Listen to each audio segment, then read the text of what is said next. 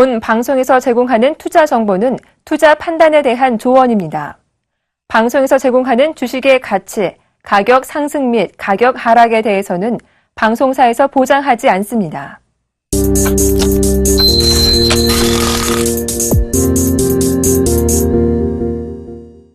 들고 오셔야 돼요. 네, 2부로 다시 왔습니다. 출발 증시와이드의 최리나입니다. 간밤에 뉴욕 증시에서 기록이 나왔죠? 나스닥이 15년 내 최고치를 경신했습니다. 2000년 닷컴 버블이 최고치에 달했던 그 해년도 3월의 고점을 벗겨냈던 얘기입니다. 간밤에 이런 역사적 기록이 나왔던 때는 기업의 실적이 뒷받침이 됐기 때문인데요. 우리 쪽도 실적이 나쁘지 않았던 가운데 실적이 좋은 대형주로 매기가 특별히 쏠렸던 날이 바로 어제입니다. 내추럴 엔도텍발 휘청임만 없었더라면 우리도 미국 따라 분위기 좋았을 텐데요. 아쉽게도 이번 주 흔들림이 꽤나 컸었죠. 빠르게 회복하고 있는 쪽은 코스피입니다. 외국인들이 흔들림이 컸던 어제 그리고 그저께 이틀 동안만 1조 넘게 쓸어 담았고 심지어 기관도 안 돌아올 것처럼 했는데 어제 8거래일 만에 거래소에서 순매수를 소폭이나 보였습니다. 수급 구조가 취약한 코스닥은 개인의 나홀로 매수로 근근히 버티고 있는데요. 그렇지만 이번 주 주봉을 예쁘게 완성시키려면 오늘 종가가 700선은 넘겨야 됩니다. 참고로 그리스가 오늘부터 협상에 들어가게 될 텐데요. 메르켈 총리하고 그리스 치프라스 총리가 이후 긴급 정상회담에서 만났다고 합니다. 충분히 양보를 했으니까 좀 타결을 이뤄내자 이런 회유적인 목소리도 냈다고 하는데 그리스에 대해서도 조심스럽게 낙관적 전망이 나오고 있습니다. 오늘 시초가 어떨까요? 개장가 들고 다시 오겠습니다.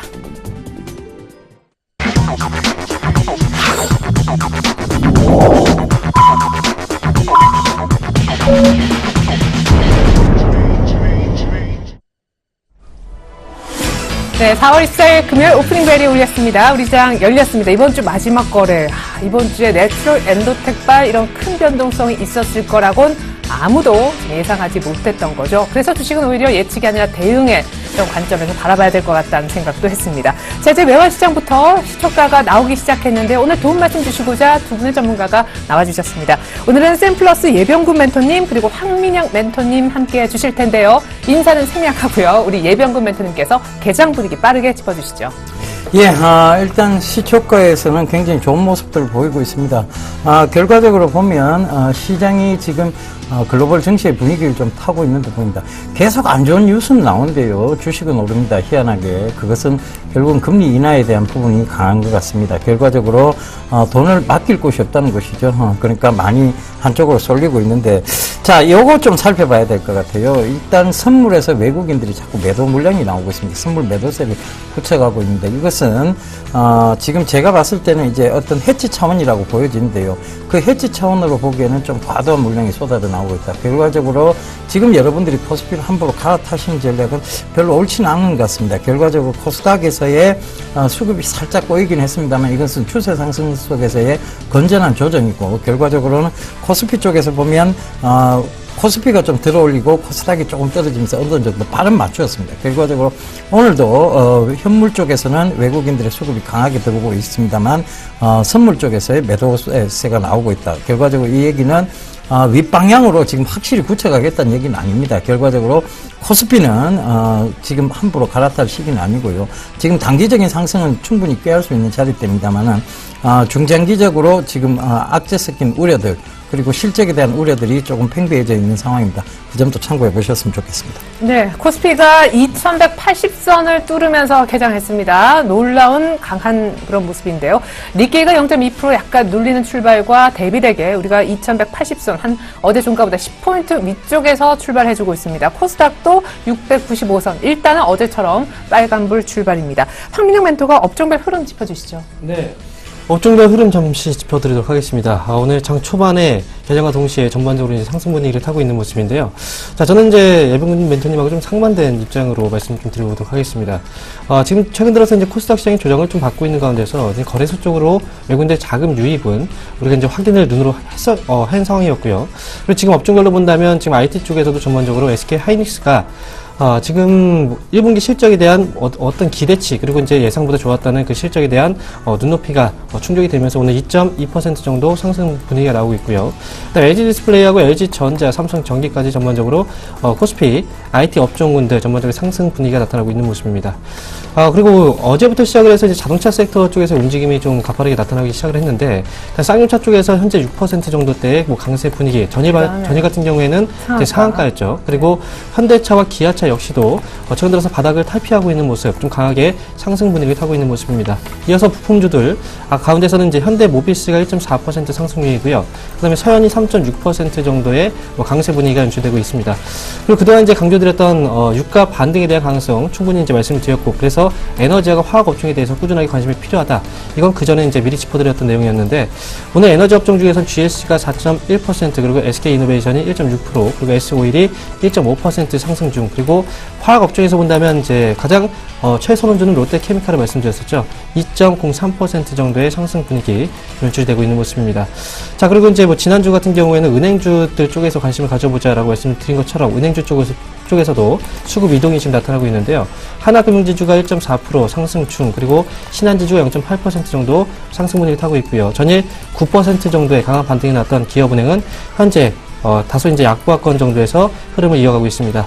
건설주들도 역시 이제 움직임이 좋은데요. 현재 현대건설이 0.7% 정도죠. 상승 분위기 나타나고 있고요. 그 다음에 이어서 대림산업과 GS건설, 특히 대우건설이 오늘 좀 강하네요. 2.14% 정도 상승권 안에서 움직이고 있습니다. 최근에 유통주 쪽에서는 신세계의 움직임이 좀 좋습니다. 역시 이제 면세점 쪽의 사업에 대한 어떤 가능성에 대해서 그리고 성장성에 대해서 많이 초점을 맞춰주고 있는데, 신세계가 현재 2.08% 역시 강보합권에서 강세 분위기 타고 있는 모습이고요. 그 외의 쪽에서 본다면 오늘 시장이 올라가다 보니까 음식료 쪽에서는 아직까지는 뚜렷한 상승 분위기 나타나지 않고 있는 그런 움직임이다. 이렇게 말씀을 드리도록 하겠습니다. 네, 저희가 잠시 후에 조금 전에 잠깐 얘기 나왔던 자동차라든가 화학이라든가 정유, 하이닉스, 그리고 실적 발표 전후한, 그리고 예정돼 있는 기업가는 오늘 기아차도 있거든요. 자동차주도 한번 살펴보겠습니다. 기아차가 드디어 5만 원을 뚫어내고 있는 모습은 심상치 않아 보이네요. 자, 이번엔 수급을 조금 더 확실하게 들여다보겠습니다. 개장한 지 한 5분 정도 흘러서 약간은 더 윤곽을 잡은 듯한데, 외국인들의 선물 매도가 어제부터 이어지는 게 좀 찜찜하다 하시는 예병군 멘토님이 수급 자세히 봐주시겠어요? 예, 일단 계속해서 지금 외국인들의 선물 매도세가 지금 나오고 있는 것이 코스피 쪽에서 좀 찝찝한 부분들입니다. 실제적으로. 그래서 매도 규모도 좀 굉장히 강한 편이고요. 그리고 기관에서 그것을 방어는 해주고 있습니다. 금융투자 쪽에서 방어는 해주고 있는데, 개인하고 기관들은 선물 쪽에서 매수 방향을 고쳐가고 있습니다. 그런데 문제는 외국인의 선물 매도 규모 자체가 조금 커지고 있다는 것이죠. 현물에서는 사고 있고 선물에서는 매도를 하고 있다. 결과적으로 해지라고 봐야 되는데, 해지 정도의 규모는 아닌 듯 보이고요. 일단은 코스피에 대한 실적에 대한 우려를 등에 업고 해지적 하방 쪽으로 방향을 조금 트는 모습도 보이고 있습니다. 그래서 그런 측면에서 참고해 보신다면, 지금 물론 이제 코스피 같은 경우에 2100을 만들기 위해서 굉장히 위로 굉장히 강하게 밀어붙이고 있다는 모습은 역력하게 보입니다. 그런데 그 2100이 지수 부담으로 분명히 자리 잡을 것으로 지금 보여집니다. 그래서 그런 부분들도 체크해 보셨으면 좋겠고요. 지금 이제 코스닥이죠. 코스닥 수급을 좀 설명을 드리자면 극히 좀 거래량이 미비해졌습니다.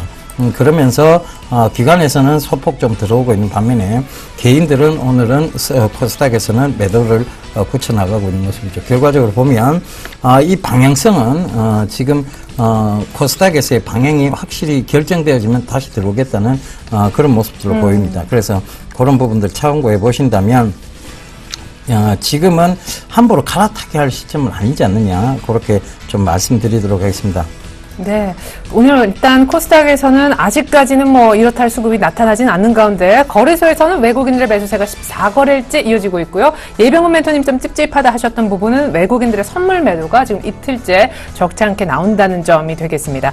자, 조금 전에 속보가 들어와서 전해드릴게요. 기업의 실적 발표가 한창이죠. 삼성 전기의 실적이 나왔습니다. 1분기 영업이익이 한 608억 정도, 610억 정도 예상했기 때문에 예상치에 부합한 실적이다, 이렇게 보시면 되겠고요. 1년 전 같은 기간 전보다 무려 300%, 그러니까 3배가 늘어난 결과라겠습니다. 삼성전기 역시 진행이 어제에서 오늘 역시 좋은데요. 아마 적층 세라믹 콘덴서라고 하는 MLCC 쪽의 실적이 예상대로 잘 나온 게 호재가 된 것 같습니다. 오늘 IT 전반적으로 한번 쭉 훑어봐야 될 것 같네요.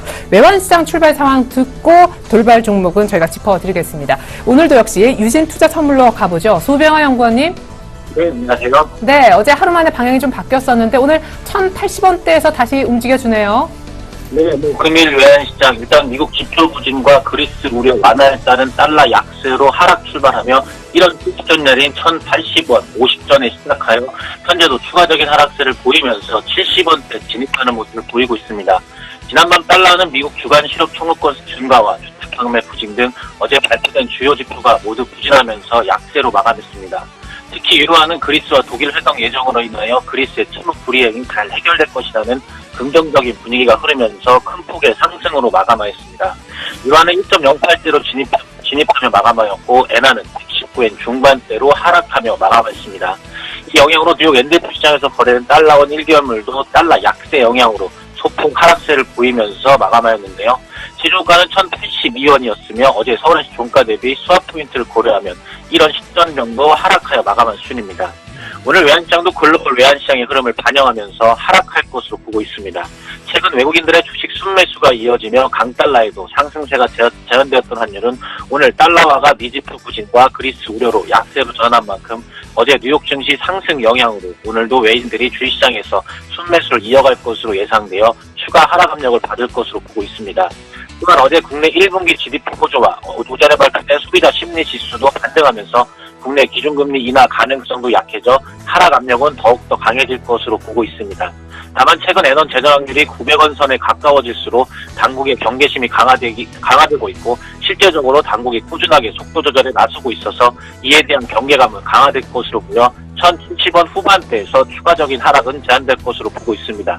따라 오늘 외환시장은 하락재료 부각으로 인하여 1,070원대로 진입하는 움직임을 보이며 1,070원대에서 당국의 경계심으로 하방 경제성에 무거운 흐름을 보일 것으로 예상을 하고 있습니다.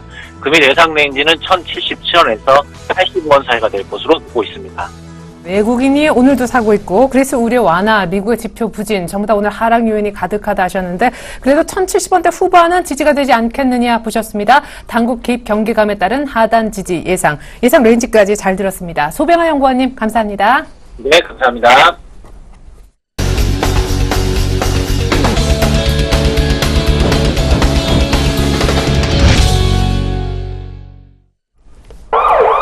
네, 오늘의 돌발 종목 한번 살펴볼까요? 참고로 지금 코스피는 2185선까지 갔습니다. 역사적 고점을 향해서 더 지금 포인트를 좁혀가고 있는 무서운 코스피의 모습인데요. SK하이닉스와 제일모직, SK하이닉스와 삼성전기를 좀 먼저 보죠. 1분기 실적 서프라이즈하게 나오고 나서 하이닉스가 사실 실적 발표 이전부터 차곡차곡 올라왔었는데 이 실적 발표 전후로 상승폭은 계속 커지고 있습니다. 두 번째 종목은 조금 전에 예상치에 부합한 실적을 내놓은 삼성전기가 되겠는데요. 사실 삼성전기 때문에 고생 혹은 최근에 사셔서 웃고 계신 분들이 계신지 모르겠습니다. 이 두 종목은 황 멘토님이 봐주셔야 될 것 같아요. 하이닉스가 안 오르면 머리를 밀겠다 하셨다고요. 네. 어디서 그런? 선상클럽이라는 방송에서 이제 제가 상담을 해드리면서 예. SK 하이닉스에 대해서 걱정하시는 분이 계셨어요. 예. 그래서 이제 SK 하이닉스가 말씀하실 당시가 얼마였었나요? 그 당시에는 이제 올라오기 전이었죠. 한 이 정도에 이제 거의 이제 주가가 거의 빠지고 나서 한 번 정도의 반등이 나왔을 때 한 42,000원 정도 자리였던 것 같습니다. 네. 네, 그 당시에 이제 SK 하이닉스에 대해서 이제 말씀을 드렸듯이, SK 하이닉스의 경우에는 이제 반도체 쪽, 현재 이번에 이제 1분기 실적이 예상보다 이제 증가세를 보이면서 전반적으로 이제 상승 분위기를 타고 있는 모습인데요.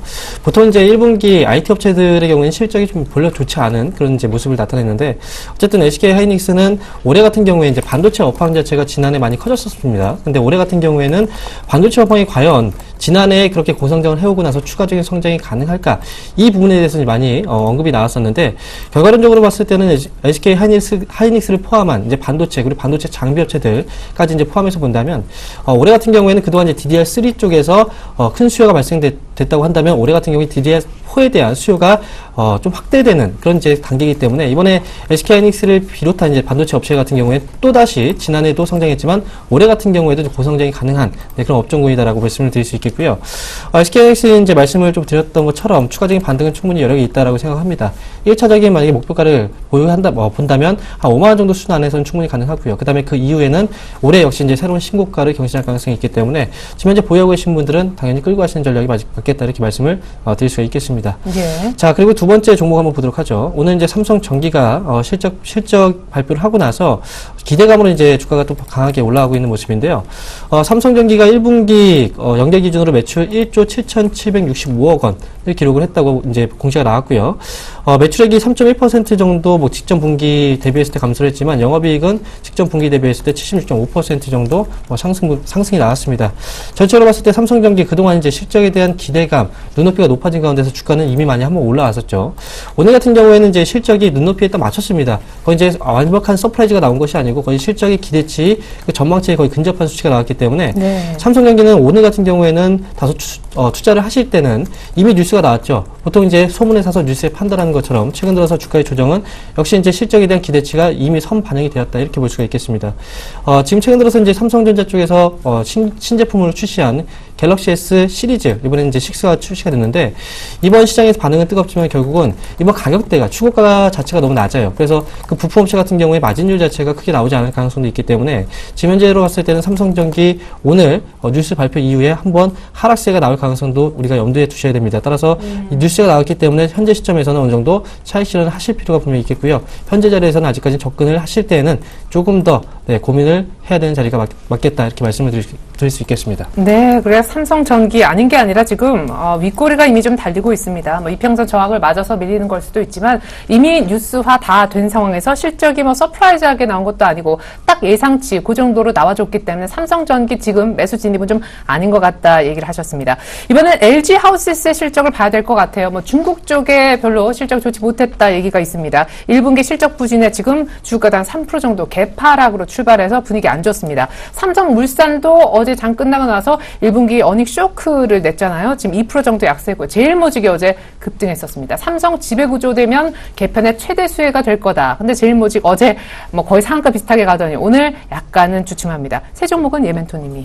예, 일단 제일 먼저 제일모직을 짚어보시도록 하겠습니다. 자, 일단 제일모직 같은 경우에는요, 지금 삼성 지배구조와 관련한 이슈가 굉장히 화두가 좀 되고 있습니다. 이와 관련된 업체들이 여러 가지가 있는데요. 제일모직부터 시작해서 삼성 SDS, 그리고 바로 삼성 SDI, 그리고 크레듀라고 하는 교육업체까지 있죠. 결과적으로 보면 지금 제일모직이 아마 가장 큰 수혜를 보지 않겠네요. 왜냐하면 3남매죠. 그리고 이부진, 이서현, 그리고 이재용 부회장의 어떤 지분이 가장 많은 것이 제일모직입니다. 그래서 그런 분들도 좀 참고를 해보신다면 결과적으로 이 지배구조상 올라가고 있다. 그것은 이건희 회장의 건강 악화설과도 어느 정도 연관되어서 볼 수 있을 것 같습니다. 그래서 최근에 이런 모습들을 보이고 있는 것은요, 결과적으로 이제 지배구조가 명확해져 가고 있는 시점입니다. 그러니까 다시금 볼 수밖에 없는 상황이고 앞으로 추세적 상승은 저는 이어진다고 보고 있는데 금일은 이제 전일 가격 급등에 대한 부담감이에요. 실제로는 그 가격 급등이 있었기 때문에 지금 차익 실현 매물이 좀 쏟아져 나오는 것을 위로 이제 받아가면서 사지는 않죠, 개인들은. 그래서 아무래도 매수를 걸어놓고 있다 보니까 매도 물량 나오는 대로 조금 하락세가 나오곤 있습니다만 결과적으로 이것은 눌림목이라고 보셔야 될 것 같습니다. 예. 자, 그다음 이제 살펴봐야 될 것이 LG 하우시스인데요. 사실 근저자 업황이 굉장히 많이 올랐습니다. 그리고 리모델링 관련주라고 해서 이런 업황들이 굉장히 좀 좋은 모습을 보였었죠. 그러다가 조정이 좀 깊게 들어왔고 다시 재상승 구간에서 또 조정이 들어오고 그 다음에 이제 지금 어떻게 보면 당분간은 좀 행보가 좀 나와야 될 너무 많이 올랐어요. 오르기는 6만 원대에서 22만 원대까지 한꺼번에 한 1년 조금 남짓한 시간을 두고 올라왔습니다. 그렇다면 이게 지금 3배가 넘게 올랐다는 얘기거든요. 그렇다면 지금 구간에서 조정이라는 것은 당연하게 14만 원대까지 조정이 들어왔던 부분 충분히 이해할 수가 있고요. 여기서 N자를 만든다 할지라도 차트상 N자를 만든다 할지라도 여기서는 어느 정도 횡보 구간 즉 물량을 소화해야 되는 구간 그것은 좀 나와야 됩니다. 그래서 지금 중국 쪽에서의 실적 악화라는 부분이 있는데 그것보다 지금 전체적으로 보면 실적이 굉장히 고성장했음에도 불구하고 중국 쪽에서 살짝의 실적 악화가 주가를 뭐 크게 꺼트리는 요인이 될 수는 없을 거라고 보여집니다. 그래서 저는 이것은 조정 시에 좀 분할 매수하는 전략이 맞지 않나 그렇게 좀 말씀을 드리도록 하겠습니다. 갖고 계신 분들 시간이 좀 다시 걸릴까요? 올라오는 데까지요. 시간은 좀 걸리겠죠. 일단은 박스권 형태를 횡보 구간에서는 거의 박스권 형태를 띠거든요. 네. 그래서 그 박스권 형태를 짚어보자면 18만 한 6천 원대 거의 한 19만 원대죠. 네. 19만 원대와 지금 그 2만 원 차이죠. 16만 원대 사이로 왔다 갔다 할 확률이 네. 높습니다. 그리고 아까 사실 못 여쭤봤었던 게 바로 제일모직인데 만약에 지배구조를 사실 개편을 슬슬 작업을 들어가고 있는 삼성그룹이라면 예. 또 그 중점에 우리가 예상했던 대로 제일모직이 설 수 있다면 이건 정말 중장기로 모아가도 괜찮은 종목인지요. 예, 그렇죠. 일단은 지배구조상 그들이 지배구조를 확보하고 있다는 것은 그들의 그룹 내 입지를 확보하기 위해서는 이런 제일모직의 주가라든가 이런 것들이 올라와야 또 그룹 내 입지는 확보해지리라 보여집니다. 그래서 대기업의 3세 경영체제로 들어가면요, 보통 이들이 많이 확보하고 있는 쪽에서 매수세가 많이 몰립니다. 그 이유는요, 이들이 일감을 그쪽으로 많이 몰아주는 편이죠. 네, 그래서 네.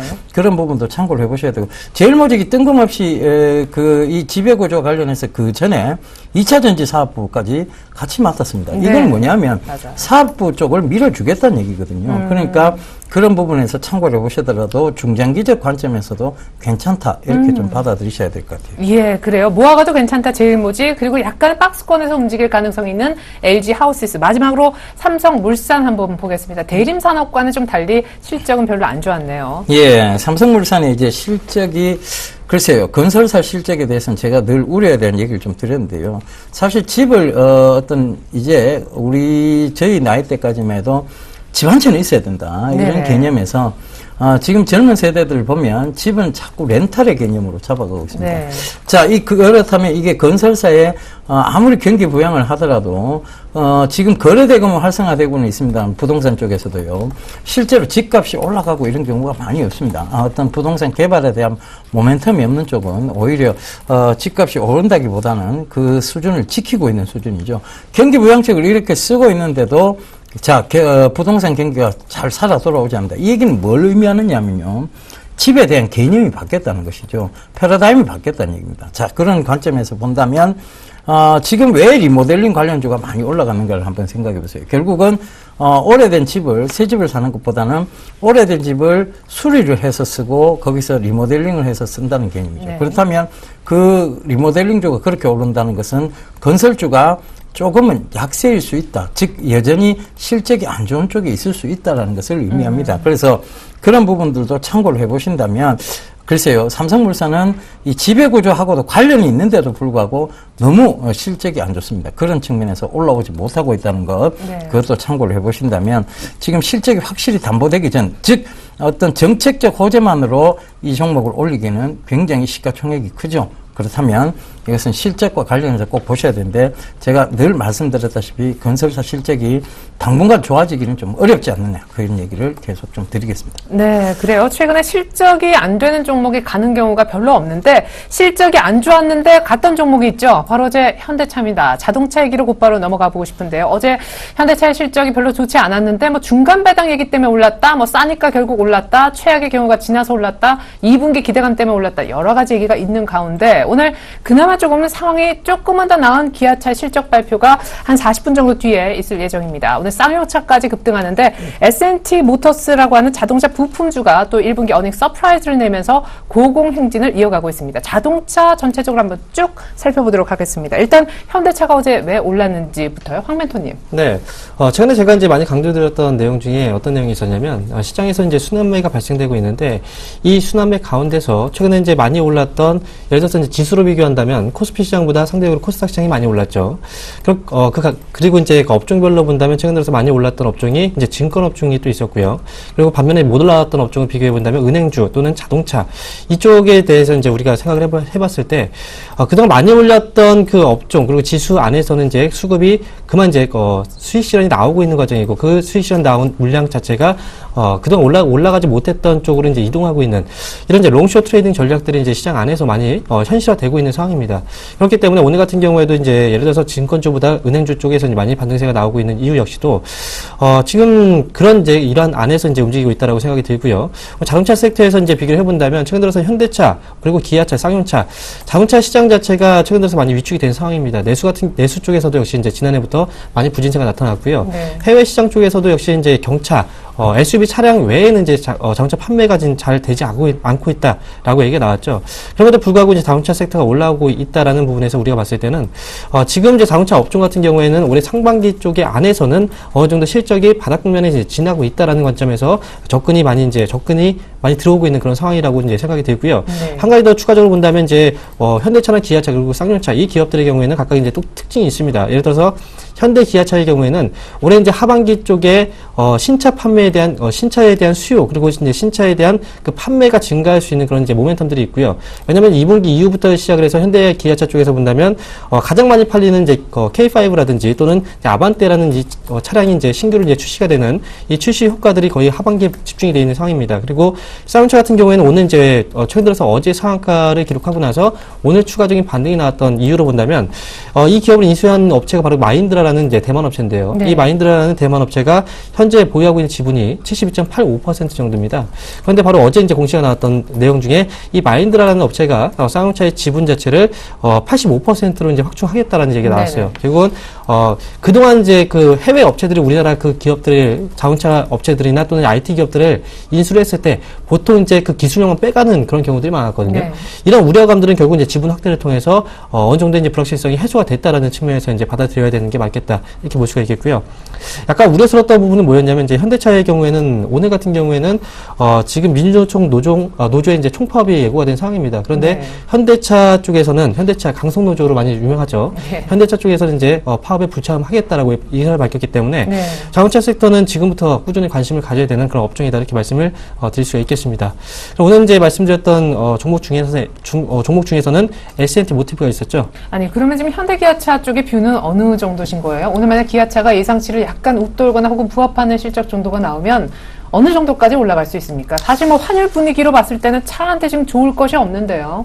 지금 이제 그 생각을 해보세요. 네. 기아차하고 이제 현대차 같은 경우에 유가하고 같이 이제 많이 말을 했었습니다. 근데 유가가 떨어진다고 해서 기아차하고 현대차가 주가가 올라간 게 아니었거든요. 네. 유가가 올라간다는 것 자체가 사실 유가라는 거 그 성향을 자체로 본다면 경기가 활성화됐을 때 유가는 올라가거든요. 왜냐하면 네. 공장 가동률도 증가하고 그렇기 때문에 경기가 활성됐다는 건 주머니 사정도 좋아진다는 의미고 네네. 그에 따라서 당연히 주머니 사정이 넉넉하게 된다면 이 내구재인 자동차 쪽에서도 수요가 증가한다는 의미이기 때문에 네. 사실 이제 제가 보고 있는 건 이제 이번 주 금요일이죠. 미국에서 이제 발표가 되는 내구재 주문 동향 쪽에서 네. 자동차 부분에 대한 어떤 판매량 증가 쪽도 한번 우리가 예상을 하고 이제 보셔야 될 필요가 있겠고요. 네. 그런 의미에서 본다면 이제 기아차하고 현대차 그리고 쌍용차의 경우에는 사실 기아차하고 현대차 두 가지 종목들만 보고 갈게요. 네. 왜냐하면 쌍용차는 이제 그 외에 다른 쪽에서 네네. 오르고 있기 때문에 기아차, 현대차의 경우는 지금 현재 이번 상반기 1분기가 지금 실적의 거의 이제 최저점이 아닐까 그렇게 생각하기 때문에 지금부터는 현재 시점에서 기아차를 예를 놓고 본다면 지금부터는 한 위쪽으로 한 30% 정도의 추가적인 상승 여력이 있다. 그래요? 이렇게 보고 있습니다. 사실 근데 앞서서 우리 신수현 대표님도 일부에 연결해서 전략을 들어봤었는데 현대차보다는 기아차라고 하더라고요. 그게 왜 그렇죠? 아무래도 이제 신차 쪽에서 본다면 기아차 쪽에 대한 신차 모멘텀이 좀 더 강하고요. 그 다음에 그 현대차하고 기아차 이 두 가지 기업 안에서 본다면 조금 더 네. 탄력적으로 움직였던 그 종목들이 바로 이제 기아차였기 때문에 네. 좀 가볍다라는 거겠죠. 그런 개념으로 봤을 때는 현대차보다는 기아차 쪽이 조금 더 수익률 싸움에서는 조금 더 메리트가 있는 그런 기업이 될 것 같습니다. S&T 모티브 하시려고 하셨었죠? 네. 잠시만 기다려 주세요. 우리 예멘토님이 일단 같은 의견이신지 기아차 추가 상승 여력 여기 5만 원권에서 30% 더 나올 수 있다라고 머리는 안 미실 건가요, 참? 갑자기 머리 얘기를 많이 하시는데 네, 머리 다른 걸로 하겠습니다. 네. 제가 그래, 이제- 알겠어요. 네. 하여튼 기아차 30% 추가 상승 여력 있다 하셨는데 예멘토님도 의견이 동일하신지 여쭤보고 싶고 뉴스 읽어주시는 남자시잖아요. 근데 네. 현대 EP 얘기하셨는데 오늘 현대 EP도 급등해요. 예, 현대 기아차 EP가 B부터. 예, 일단 제가 부품주 쪽은 계속 괜찮다고 좀 말씀을 드렸고요. 오늘 완성차 아침에도 쪽은, 완성차 쪽은 좀 계속 좋지 못하다라고 말씀을 드리고 있는 이유가 결과적으로 보면 오늘 아침에도 말씀드렸다시피 중국 쪽에서 분명히 완성차 쪽은 침해가 있을 것으로 보입니다. 그런데 부품주들은 희한하게도 그들이 네. 다 갖다 쓰고 있단 말이죠. 결과적으로 부품주들은 나쁠 게 없다. 거기다 미래차의 어떤 성장성까지 담보받고 있는 차량 경량화 쪽으로 보면 현대 EP를 좀 지속적으로 보셔야 된다는 얘기 드렸는데 잠시만요. 그러면 기아차는 30%까지 어렵다. 저는 어렵다고 보고 있습니다. 왜냐하면 일단은 현대 기아차가 일단은 준비가 좀 미비했고요. 전체적으로 보면 미래차 쪽에 대한 준비가 좀 많이 미비했죠. 그런 부분들을 좀 참고해 보셨으면 좋겠고 그 다음에 황민영 멘토가 그런 얘기를 했어요. 일단은 경기가 좋아지는 신호탄이 아니냐. 국제유가가 올라가는 것은 국제유가가 지금 올라가는 것은 경기가 좋아지는 신호탄이라기보다는 셰일유를 끝까지 목을 졸랐죠. 그래서 셰일유를 이제 생산 안 하겠다, 감산 조치를 하겠다라고 얘기를 하니까 이제 그들도 더 이상 싼 가격에 팔 이유가 없어졌던 겁니다. 그래서 사우디 쪽에서나 이런 쪽 중동 쪽에서 감산에 대한 얘기들이 나오기 시작했고 그것이 어떤 국제유가의 반등 신호탄으로 좀 작용을 했던 것 같고요. 그런 부분들이 경기가 좋아진다 하고까지는 연계시키기에는 조금 무리가 있는 의견이 아닌가 그렇게 저는 보고 있습니다. 그래서 물론 황민영 멘토 의견이 또 맞을 수 있어요. 그런데 이런 여러 가지 점들을 우리가 어떤 주식을 단편적으로 볼 수는 없으니까요. 그런 점들을 같이 좀 고려해 봐야 될 것 같습니다. 그럼 기아차 30% 추가 상승 여력 여기서 약간 말씀을 수정하실 기회를 드리겠습니다. 아니요. 지금도 약간 이제 오해가 있었던 것 같습니다. 제가 오늘 방송 분량 늘려야겠는데요. 유가가 지금 반등이 나왔을 때 이제 경기가 이제 좋아졌기 때문에 반등이 나왔다. 이렇게 이제 말씀을 드린 게 아니고 비교를 했을 때 유가가 하락했을 때하고 상승했을 때 그때를 잠깐 이제 비교해 드린 겁니다. 지금 같은 경우에는 이제 경기가 좋아져서 유가가 올랐다기보다는 현재 이제 해외 쪽에서의 감산 조치 그런 부분이 이제 말씀하신 대로 그런 부분들이 이제 유가에 반영이 됐던 건데 꼭 이제 유가가 올라가고 떨어지고에 따라서 이제 자동차 업체들이 그렇게 민감하게 반응을 하지는 않는다는 거겠죠. 지금 같은 경우에는 역시 이제 수남의 과정에서 일단 많이 밀렸던 그 종목들 그리고 우리나라 사실 이제 우리가 생각을 해보면요. 외국의 기업들이 우리나라가 혹시 이제 개인적으로 봤을 때 우리 사람들이 외국에 있는 기업들을 얼마나 많이 알고 있겠습니까, 그죠? 외국인들 마찬가지예요. 우리나라 그 기업들 같은 경우에 많이 알지 못합니다. 만약에 우리나라 기업들을 만약에 사야 된다면 당연히 바스켓으로 이제 투자를 하게 되고요. 이 바스켓 안에 이제 포함되는 종목들은 우리가 다 알고 있는 기업들을 포함하게 됩니다. 그 안에서 당연히 현대차나 기아차 그리고 삼성전자나 이제 SK 하이닉스 이런 그룹들이 포함되기 때문에 지금 봤을 때 우리는 기아차나 현대차 같은 경우에도 주가가 올라간다 이런 부분으로 봤을 때는 우리나라 시장이 추가적으로 상승할 수 있다라는 그런 이제 긍정적인 신호탄 안에서 이제 바스켓으로 물량이 들어오는 것도 일부 이제 포함이 되었다 이렇게 말씀드릴 수 있겠습니다. 그렇게 해서 이제 같이 메이저들이 사면서 현대기아차도 같이 올라가면서 시장이 같이 가는. 그래서 기아차는 30% 정도 더 올라갈 수 있다. 네, 기아차, 현대차 역시 추가적인 상승 가능성이 있다 봅니다. 알겠습니다. 자, 그러면 일단 S&T 모터스하고 뭐 이제 현대 EP 좀 각각 정리를 해야 될 것 같은데 예멘토님이 현대 EP부터 정리를 좀 해주시죠. 자동차 부품주 여전히 좀 좋습니다. 부품주 쪽은 침해가 이루어지기보다는 오히려 화랑이 될 가능성이 높다는 거 다시 한번 말씀드리겠고요. 차량 경량화는 어떻게 보면 미래차에서 이루어낼 수밖에 없는 부분입니다. 전기로 간다는 것은 결과적으로 차의 무게를 줄여야 된다는 것이죠. 그런 측면에서 본다면 지속적으로 조금 현대 EP 추가적 상승 충분히 노려보실 만합니다. 근데 많이 올랐을 때는 원래 들어가는 거 아니에요. 그리고 이제 어느 정도 조정이 들어왔을 때 들어가는 게 맞으시고요. 그런 단기적 모멘텀보다는 중장기적 성장성을 보고 들어가셔야 될 것 같습니다. 네, 그리고 S&T 모티브도 한번 살펴보고요. 곧바로 황민영 멘토님이 아까 유가 얘기하셨으니까 화학주, 정유주 오늘 많이 오르거든요. 같이 좀 봐주시죠. 네, 봐드리겠습니다. 먼저 S&T 모티브 봐드리겠는데요.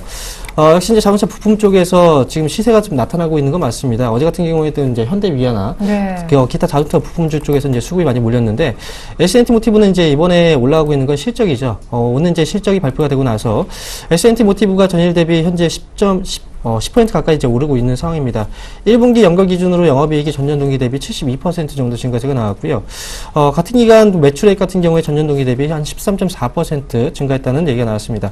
예병근 멘토님께서 말씀하셨듯이 이제 자동차 부품주 쪽에서는 역시 이제 해외 쪽에 어떤 이제 타격을 좀 덜 받는 그런 업종군에 포함이 되고요. 그 안에서 자동차 이제 완성차 업체들보다는 사실 자동차 부품주 쪽에서는 실적이 사실 그렇게 해외 쪽에 대한 리스크가 많지는 않습니다. 그렇기 때문에 S&T 모티브나 이제 포함한 자동차 부품주들이 완성차 대비했을 땐 좀 더 탄력적으로 움직일 가능성이 매우 높습니다. 그런데 S&T 모티스는 현재 뭐 실적이 발표되고 나서 오늘 갭으로 뛰어서 이제 10%나 올라갔단 말이죠. 그래서 지금 같은 경우에는 아무래도 일시적으로 이제 이 기업에 대해서 단기적으로 수익 실현 구간이 좀 나오지 않았나 이렇게 생각이 들고요. 지금 현재 자리에서는 역시 따라붙는 것보다는 보유자의 영역에서 어느 정도 흐름을 좀 지켜볼 필요가 있겠다 이렇게 말씀을 드릴 수가 있겠습니다. 네. 그리고 정유주, 그리고 대표적인 GS도 실적이 좋아질 거다 기대감에 연일 한 3거래 연속 급등하네요. 네, 정유주에 대해서 이제 말씀을 좀 드려보면요. 최근 들어서 유가가 다시 한번 반등이 나오고 있습니다. 역시 네, 간밤에 올 들어 최고치. 네, 수요적인 측면보다는 공급적인 측면에서 이제 증가세이기 때문에 네. 이런 부분에 대해서 이제 수요가 좀 많이 발생되면서 수익성이 개선된다 이렇게 많이 보기는 어렵습니다. 네네. 그런데 제가 그동안 강조드렸던 내용이 뭐였냐면 시장에서는 분명히 순환매가 이루어지고 있고요. 네. 이 순환매 과정 안에서 에너지 쪽이나 화학주 같은 경우에는 최근 들어서 나프타 가격이 원재료 가격 자체가 이제 많이 1분기에 떨어졌어요. 그래서 실적에 대한 실적에 대한 가능성들은 제가 이제 말씀을 드렸던 거고요. 에너지 업종 같은 경우에 제가 이제 SK이노베이션이나 GS 그리고 SOE 세 가지 업체가 있는데 지금 실적에 대한 부분으로 봤을 때는 사실 우리가 정제 마진을 놓고 본다면 지금 현재 1분기에 대한 실적 기대치는 많이 높아질 수는 없어요. 네. 하지만 그동안 어떻게 보면 기저효과라고 봐야 되겠죠. 그동안 이제 지난해 같은 경우도 안 좋았고 지금 최근 들어서 많이 안 좋은 상황이기 때문에 어느 정도의 기저효과를 좀 바라볼 수 있는 그런 자리가 아닐까 생각이 들고요. 그리고 유가가 이제 다시 한번 올라간다라고 생각이 들면 우리가 이제 한 가지 고민을 해봐야 되는 게 있습니다. 이 업체 SK이노베이션이나 GS, SOE 이 세 가지 업체 중에서 유일하게 이제 회계 처리 기준 방식 중에서 이제 선입 선출 방식을 쓰는 업체가 있어요. 그게 네. 바로 S-오일입니다. 그래서 S-오일 같은 경우에는 이제 먼저 들어온 이제 석유를 먼저 이제 판다는 쪽으로 이제 회계 처리를 하기 때문에 수익 계산을 할 때는 2분기 부분부터 시작을 해서 유가가 계속 올라간다는 관점에서 본다면 2분기부터는 S-오일 쪽에서 우리가 관심이 좀 필요하지 않을까 이렇게 보고 있습니다. 예, 알겠습니다. S&T 그룹주 전체적으로 1분기 깜짝 실적에 급등하고 있다는 사실 한번 알려드릴 거고요. 유가의 어떤 유가 흐름을 바탕으로 봤을 때 2분기 실적 개선 속도가 가장 빠를 것으로 보는 건 정유주 가운데 S-오일이 아니겠느냐 얘기까지 들어봤습니다. 네투라 엔도텍은 안타깝게도 오늘까지 하한가에 잠겨 있고요. 은행주가 추가 상승합니다. 예병군 멘토님이 이 부분 좀 짚어주셨으면 좋겠어요. 계속 끌고 가도 괜찮은지. 아마 계속 매매하셨던 분들은 은행주에서 뭐 이만큼의 수익을 보신 분들은 아마 잘 안 계실 것 같아요. 그래서 이걸 언제쯤 매도할까 고민도 되실 것 같습니다. 어제 급등했던 원익 IPS와 이오테크닉스, 반도체 후공정 쪽의 흐름이 오늘까지도 좋거든요. 어벤져스2 개봉했다 그래요. CJCGV까지 세 종목 예멘토님이 빠르게 살펴주시죠. 예, 일단 아침에 말씀드렸던 우리은행부터 좀 말씀을 드려야 될 것 같습니다. 우리은행, 바로 미국에서 이제 손배소죠. 그 손배소에 대한, 즉, 패소 판결이 이제 철회가 됐다. 그래서 미국 연방지방법원으로, 하급법원으로 파기해서 환송시켰다는 얘기를 드렸습니다. 그 기사 읽어드리면서 은행주, 특히 우리은행 같은 경우에 단기적 모멘텀이 충분히 될 수 있으니까 여러분들한테 2% 이하되면 시가에서 들어가셔도 좋다는 얘기까지 드렸었죠. 네. 이게 정확하게 오늘 1.1%, 2% 이내에서 시가가 출발이 됐고요. 지금은 이제 7%대는 7% 이상 되는 급등세가 좀 나오고 있습니다. 자, 단기적 차익 실현 관점 말씀드리도록 하겠습니다. 저는 은행주가 장기적으로 갈 수는 없다라고 늘 보고 있는 입장이에요. 예. 핀테크라든가 여러 가지 산업적 차원에서의 침해, 그리고 지금 금융주가 좋을 수 없는 게 바로 이제 이자에 대한 부분이죠. 금리 인하를 계속 단행하고 있었던 만큼, 그리고 추가 금리 인하까지도 지금 또 얘기가 나오고 있는 만큼 은행주가 좋다라고 하는 것이 오히려 더 이상한 흐름이라고 보시면 좋을 것 같습니다. 예. 그래서 저는 지금 우리 은행에 대한 부분들 단기적 차익 관점 말씀드리도록 하겠습니다. 네. 자, 그다음 종목은요. 반도체 후공정 예, 쪽. 반도체 네. 후공정 쪽인데 지금 반도체 후공정 쪽이나 반도체 쪽에 보면 실적이 계속 좋게 나오고 있습니다. 실제적으로 오히려 반도체가 늘 당해왔기 때문이죠. 결과적으로 보면 디램 가격이 늘 올라오다가 이 치킨 게임 때문에 늘 당해왔으니까 네. 또 거기에 대한 트라우마가 생겼는 거예요. 결과적으로 보면 이 반도체 쪽은 개인들이 접근할 수 있는 구간이 아니다라는 생각도 많이 드실 겁니다. 왜냐하면 실제로요. 가전제품 하루 사고 뭐 한 달 지나면 중고입니다. 그런데 네. 굉장히 가격이 확 떨어지죠. 자, 이런 것들은 뭐냐면 반도체의 어떤 아마 특성 때문인 것 같아요. 그래서 이 반도체 쪽은 더더욱 특히 그렇습니다.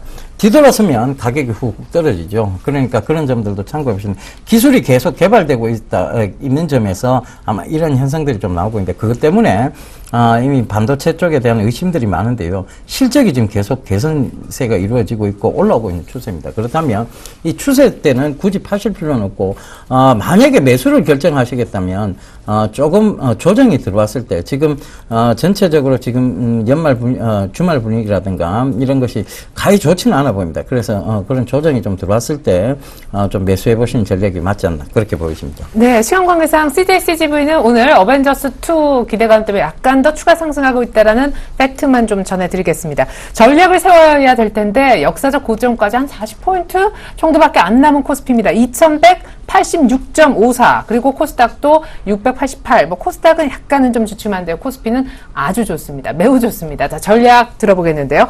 앞서서 우리 예멘토님은 지금 대형주로 갈아타는 거는 글쎄라고 하셨거든요. 예멘토님부터 전략 세워주시죠. 예, 저는 여전히 코스닥을 조정 시에 좀 분할 매수를 해볼 필요가 있다 이렇게 보여집니다. 왜냐하면 아직은 실적이요 코스닥 쪽이 코스피 쪽보다는 낫습니다. 그리고 이건 바닥을 찍었다고 해서 실적이 완전히 돌아섰다라고 볼 수는 없는 부분이고요. 추세적으로 보면 지금 코스피 쪽을 2100선까지는 2200선까지는 일단 강하게 밀어붙이고 있는 장입니다. 그래서 2200선까지는 조금 안심을 하고 보셔도 될 것 같고요. 2200까지 지금 얼마 남지 않았어요. 굳이 이 구간에서 갈아타게 하실 필요 없다. 다시 한번 강조드리도록 하겠습니다. 근데 코스닥 기간 조정 가능성은 없는지요? 예, 기간 조정 분명히 가능성이 있죠. 기간 조정 네. 가능성이 있다라고 또 말씀을 한번 드렸었고요. 네네. 신문 읽어준 남자에서도 얘기 드렸었는데 그 기간 조정이 올 때 이 기간 조정 결국은 포트폴리오 재편의 어떤 기회로 삼을 것 같습니다. 그들이 실제적으로 지금은 단순 모멘텀만 있는 종목도 같이 올렸거든요. 네네. 이제는 실적적인 측면과 고려해서 앞으로 성장성적인 측면이 강조되면서 올라오는 종목들을 위주로 봐야 될 것이다. 네. 이렇게 코스닥 좀 쉴 때 코스닥 종목들 좀 모아놓자. 예. 예, 알겠습니다. 황멘토님은요? 네, 전 좀 상반됩니다. 예. 두 분 함께 하시니까 재밌네요. 네. 예. 지금은 이제 코스닥 시장보다는 이제 거래소 시장 쪽에 집중할 필요가 있겠다 이렇게 말씀을 드리겠는데, 네. 지금 지난주 같은 경우에도 이제 은행주 쪽 제가 강조드렸었죠. 은행주에 대한 타이밍도 잡아드렸고, 거의 최저점에서 잡아드렸습니다. 그리고 보험주도 올라옵니다. 금리가 지금 추가적으로 인하될 가능성이 있다라고 하면서 은행주들 실적 어떻습니까? 기업 실적 발표됐죠. 실적 좋았습니다. 그죠? 네, 지난주. 그래서 네. 지금 최근 들어서 이제 국고채 3년물 금리 역시도 바닥치고 계속 올라오고 있는 수준이기 때문에 금리 같은 경우에 지금 최저점이라고 얘기를 하고 있는 만큼 지금 시장에서는 많이 올랐던 종목들이 지금 추가적으로 올라간다기보다는 이제 많이 올랐던 종목들은 좀 쉬어가는 타이밍이고 그 안에서 새로운 주도주를 이제 찾고 있는 과정입니다. 따라서 지금은 시장에서 너무 이제 기존의 주도주를 너무 믿지 마시고 새로운 주도주가 어디가 될지 그 부분에 대해서 역량을 또 집중할 필요가 있겠다 이렇게 말씀을 드리겠습니다. 네, 새로운 주도주의 발굴이 필요하다라는 전략까지 들어봤습니다. 대형주로 갈아타면 안 된다? 아니 대형주 쪽이 조금 더 낫겠다. 의견은 조금 다양하게 나왔습니다. 두 분 인사 나누기에 앞서서 강연회 두 분 다 이번 주말에 예정이 있으시다고 들어서요. 예멘토님 먼저 언제 몇 시 어디에서 하십니까? 예, 이번 주 토요일입니다. 내일이죠. 4월 25일 토요일 오후 2시에 창원으로 가시죠? 예, 창원으로 갑니다. NH투자증권 창원 지점인데요. 위치가요, 창원시 성산구 상남동에 위치해 있습니다. 서울 아동병원이라는 병원이 있는데 그 2층이 바로 NH투자증권이죠. 그쪽으로 오시면 되고요. 참가비는 무료고 문의 전화는 1677-7451번입니다. 예, 그래요. 우리 황민영 멘토님도 같은 날 같은 시각에 다른 곳에 사신다고요? 네, 전 서울에서 합니다. 서울 사람이기 때문에 2015년 이제 4월 예. 25일 토요일입니다. 예. 유한타증권 그로 디지털 지점 대룡 포스트타워 2층에서 이제 강연회를 진행하게 되겠고요. 자, 지금 코스닥 시장 두려우신 분들은요, 제가 두려움을 코스피 시장에서 용기로 그 자리에서 바꿔드리도록 하겠습니다. 아, 예. 그러고 보니까 예멘토님은 어떤 내용이신지 내용 못 들었네요? 예, 그 용기가 조금 쭈그러들 수 있는 바로 하반기 주도주를 잡아드리도록 하겠습니다. 아이고, 참, 예, 두 분 오니까, 같이 뵈니까 저는 이날 오히려 더 다양한 얘기를 들을 수 있어서 좋았던 것 같습니다. 왜냐면, 대형주 갈아탈까 말까 하시는 분들이 이쪽 시각을 오늘 다 들을 수 있었던 그런 날이지 않았나 싶은데요. 하지만 강연회는 한 곳에 선택하셔서 가셔야 된다라는 거, 그런 좀 약간의 아쉬움이 있네요. 하필 같은 날 같은 곳, 좀 다른 곳에서. 그래요, 오늘 두 분과 함께 했습니다. 오늘 함께 해주셨던 분은요, 이쪽에 계신 분은 샘플러스 예병근 멘토셨고요. 이쪽에 계신 분은 샘플러스 황민혁 멘토셨습니다. 두 분 수고 많으셨습니다. 고맙습니다. 예, 감사합니다.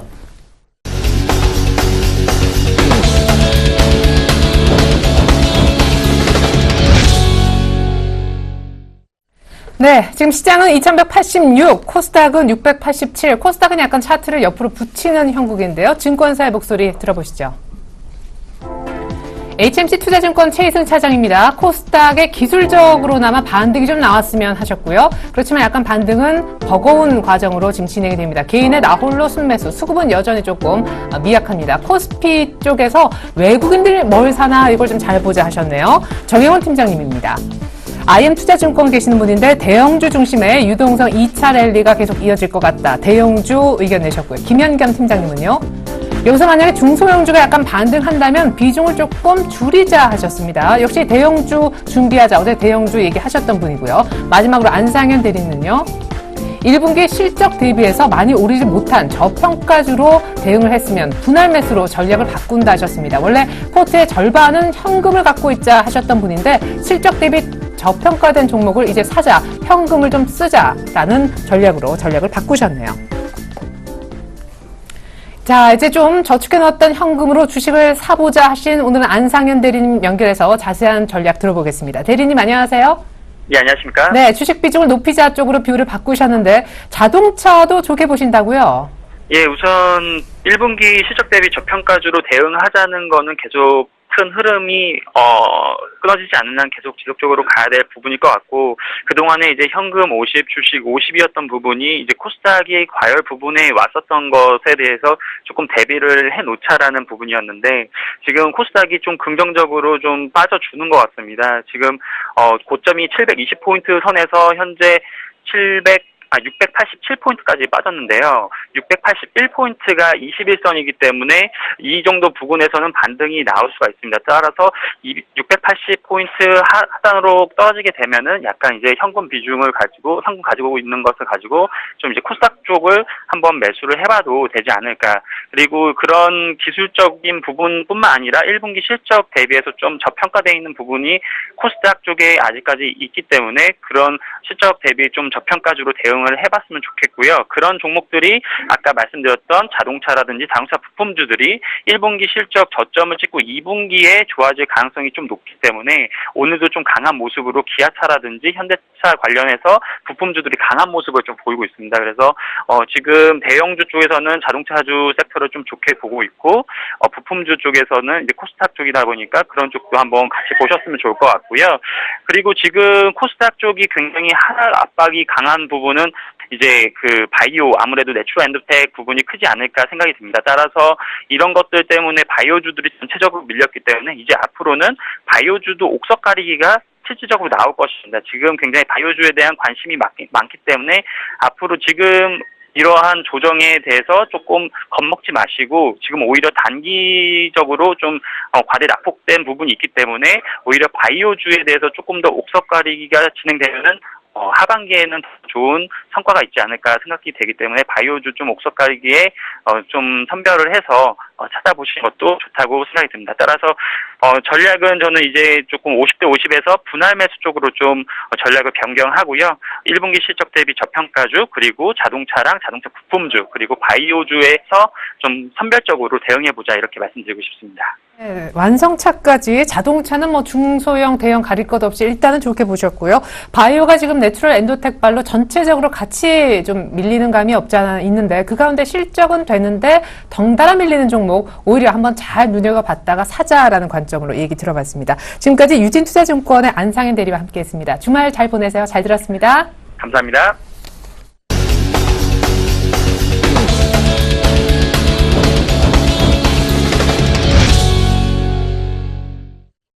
네, 선물시장 맥점 짚어드리는 그런 시간입니다. 샘플러스 손석빈 멘토님 도움 말씀 주고 계십니다. 멘토님 안녕하세요. 네, 안녕하세요. 네, 어제의 장이 무서웠는데요. 종가가 274에서 마쳤고 오늘은 276까지 올라가네요. 네네. 네, 수급부터 짚어주시고 마지막에 필요한 전략까지 얘기 들어보겠습니다. 네, 일단 수급부터 말씀드리도록 하겠습니다. 개인 현물 1285억 순매도, 외국인 1337억 순매수, 기관 48억 순매수입니다. 선물 수량 개인 1393계약 순매수, 외국인 2237계약 순매도, 기관 1146계약 순매수입니다. 옵션 분야 살펴보면 개인 콜옵션 78계약 순매도, 풋옵션 970계약 순매도 등이고 외국인 콜옵션 485계약 순매도, 풋옵션 3129계약 순매수입니다. 기관 콜옵션 554계약 순매도, 풋옵션 1343계약 순매도 중인데 일단 지금 특징적인 모습을 보여주고 있는 수급 주체를 보면 지금 외국인인데 외국인은 지금 선물과 옵션 파생 쪽에는 하방을 잡고 있고 지금 현물로만 매수를 지금 들고 있는 포지셔닝을 지금 취하고 있습니다. 일단 근데 지금 올라오는 이 흐름 자체가 파생으로 지금 올라오는 게 아니고 현물 가격 흐름으로 선물 매수를 통해서 계속 가격 쪽이 그게 올라오고 있다는 거 좀 주의 깊게 보시면 될 테고 자, 일단 오늘의 주요 거래 전략 말씀드리도록 하겠습니다. 일단 상승 1차 저항선이 278, 상승 2차 저항선이 280, 하단 1차 지지선이 272, 2차 지지선이 270에 형성이 되어 있습니다. 어제부로 270을 받쳐주면서 상승 의지를 다져놓은 이후 오늘 오전 시가부터 좀 강하게 상승하며 약 3년 반 만에 고점이었던 274.60을 돌파해준 모습을 보여주었는데 이제 시장은 다음 주 월요일 종가 기준 274.60 이상 지지해주는 모습을 보여주면 이후 더더욱 강하게 상승하며 역사적 고점인 296.90까지 상승 돌파 시도할 것으로 보고 있으며 오늘부로 기존에 강하게 저항하던 가격이 돌파되었기 때문에 상승적 저항선은 큰 역할을 하지 못하며 면목상 저항하는 정도 수준으로 힘을 발휘할 것으로 예상을 하고 있습니다.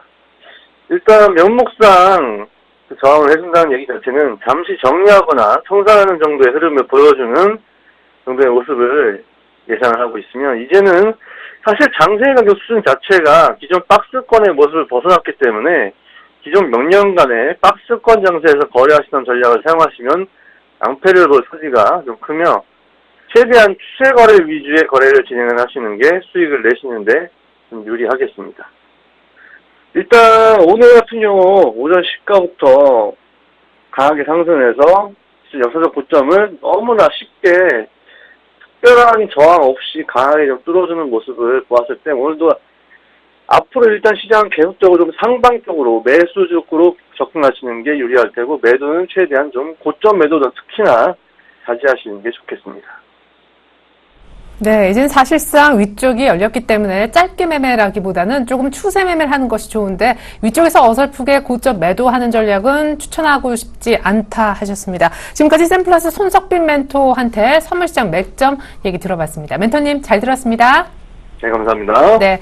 코스피가 2185, 외국인이 9시 한 50분 구간 개장한 지 1시간이 채 안 됐는데 현물을 1,500억 정도 순매수합니다. 하지만 멘토님이 짚어주셨던 대로 예 멘토님도 그런 말씀하셨죠. 선물 쪽, 파생 쪽은 하방 포지션을 잡고 있는 것 또한 어제에서 오늘까지 특징이 되겠습니다. 코스닥은 하락 전환이 되었는데요. 아쉽게도 어제 종가를 현재 지키지 못하고 있습니다. 잠시 후 11시부터 다시 한번 방송이 되는 증시 탑5 시간에는요. 황민영 민토가 함께 주실 건데 카지노주 옥석 가리기 해주신다고 합니다. 카지노주에 관심 많으신 분들 그리고 딱히 매설 종목을 못 찾고 계신 분들 증시 탑5 11시에 다시 만나는 걸로 하죠. 출발 증시 와이드는 여기서 마치겠습니다. 고맙습니다.